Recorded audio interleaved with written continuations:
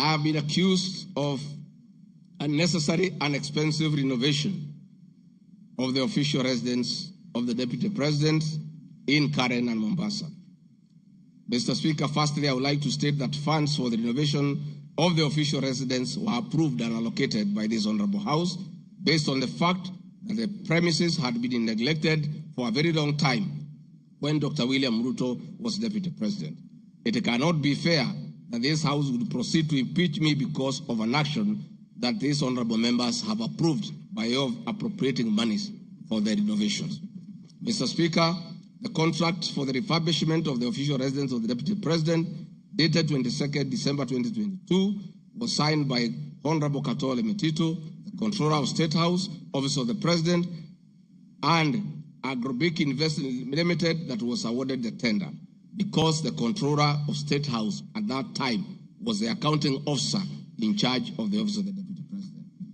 The report of the Auditor General, Mrs. Nancy Gadongo, dated 24th January 2024, on the Executive Office of the President for the year ended 30th June 2023, gave the opinion confirming that due compliance with the Public Finance Management Act 2012, the report is annexed herewith and marks as Annex RG 23. I would also like to add that the Deputy President, as Deputy President, I am not involved in procurement processes of my office, whether directly or indirectly. I would also like to state that I do not know the company, Agropric Investments Limited, which undertook the renovations.